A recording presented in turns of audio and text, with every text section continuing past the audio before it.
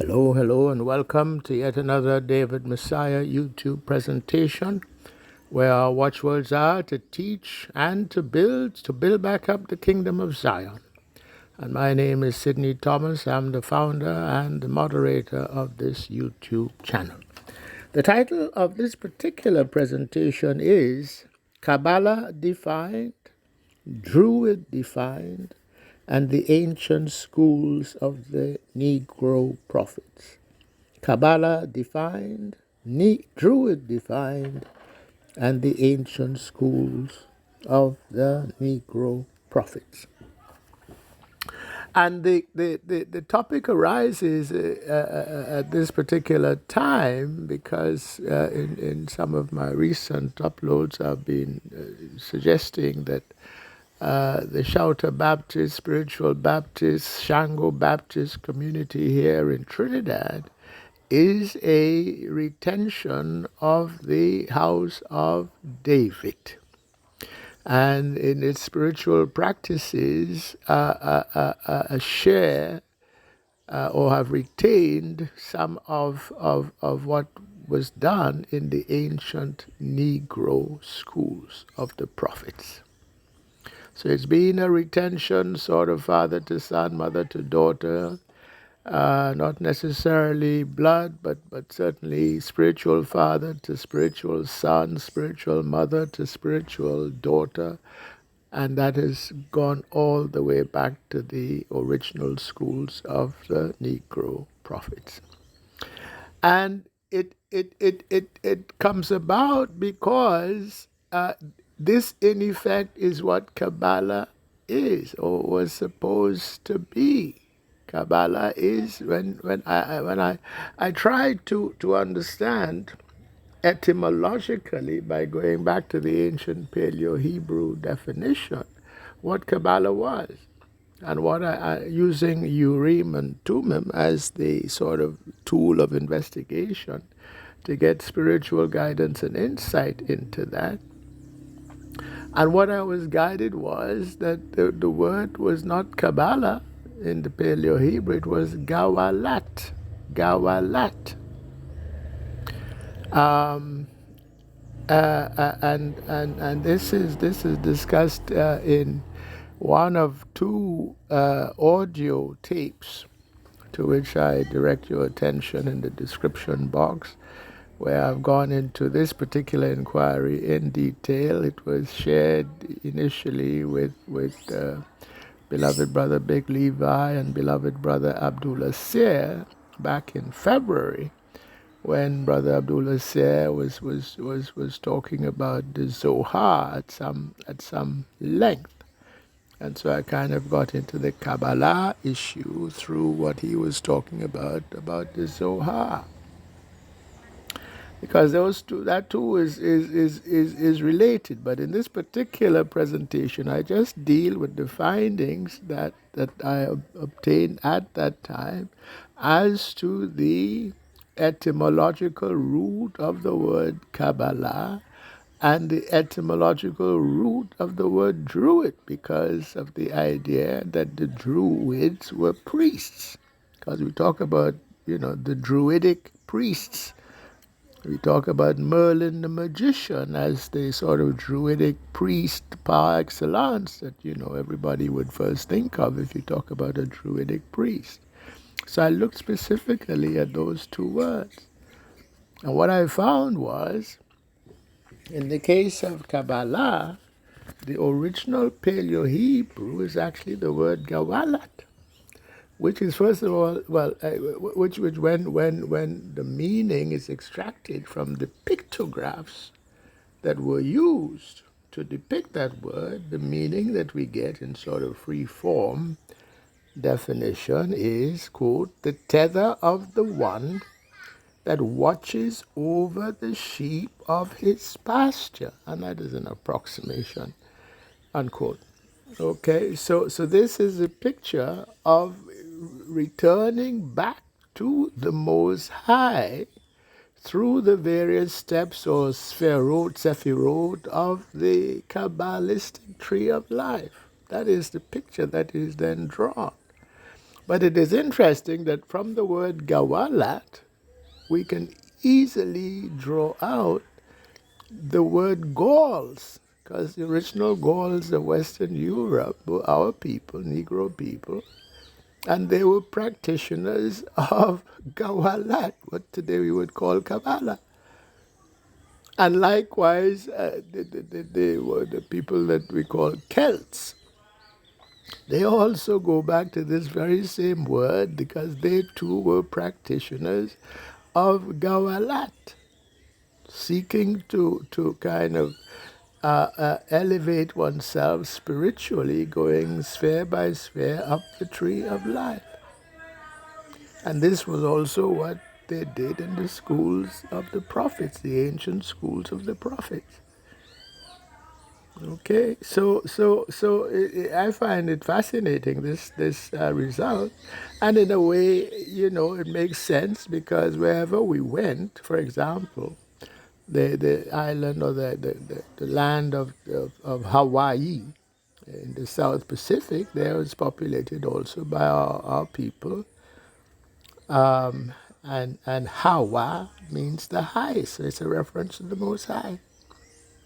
Hawaii. It simply says, okay, the people of the Most High, the people of God, is essentially the meaning of Hawaii. So our brethren who went to Western Europe call themselves ultimately Gauls and Celts, were defined by what they were practicing, which was a way, like the ancient Negro prophets, to reconnect to the Most High that watches over us and watched over them as of sheep to a pasture. And it makes sense because when we were scattered out of the northern lands, because these were the northern tribes that were scattered out, that went to all these places, they were scattered out in part because they were not following the word of the Most High.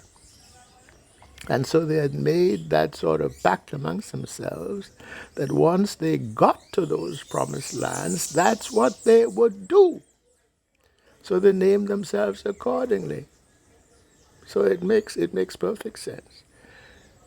And then when I looked for the word Druid, hoping to find a sort of a definition of a Druidic priest, what Urim let me know was no, that is not the word for priest.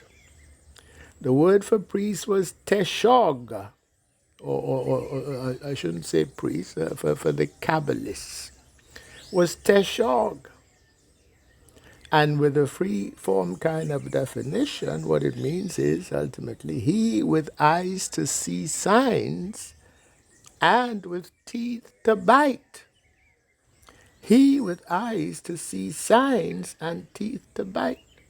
Which makes sense because if Merlin, the magician, was that magician, he was able to access the realm of causality, which is a spiritual realm, and then from having access that realm to effect cause or change in the physical. And effect or cause that kind of change in the physical, which is like biting. So a priest, the Negro priest, the practitioners such as Merlin the magician would have been feared because of their powers. And it is the same with the practitioners today in whatever cultural retention that the ancient schools of the prophets, now may be found. So the Negro, the Shelter Baptist, Spiritual Baptist, Shango Baptist community do have a certain reputation. You don't mess with them because they have these powers. The voodoo priests in Haiti, you don't mess with them because they have those powers. And in every sort of tradition in that regard, I'm not saying that to say that there's anything evil, but there is a saying in Yoruba land, or was it Ghana? Anyway, one of the two. that if a snake did not have teeth, it would be just so much rope that people use to tie their bundles. So you don't mess with a snake. Why? Because it has teeth to bite. And it is well, entitled to have that kind of power. Just as you don't mess with a bear in its own den, and don't expect the bear to bite back. I allude here now to what U.S. NATO in effect did to Russia. They provoked and provoked and provoked, going back to the 1990s. When they made promises, they broke and broke and broke, just as they broke all those promises when they came across to the Americas and broke over 300 treaties with the Aboriginal peoples they found on this side. So the word for priest was not Druid, it was Teshog with that meaning. And of course, that led to an investigation of what the word Druid actually was, and we've already discussed it. It's just another way to refer to Negro. So that also makes sense because it was a kind of a Negro power that was evinced, so to say, by such as Merlin the magician, and such as still is exhibited by whatever sort of remnant house of the Negro that has been scattered around the world.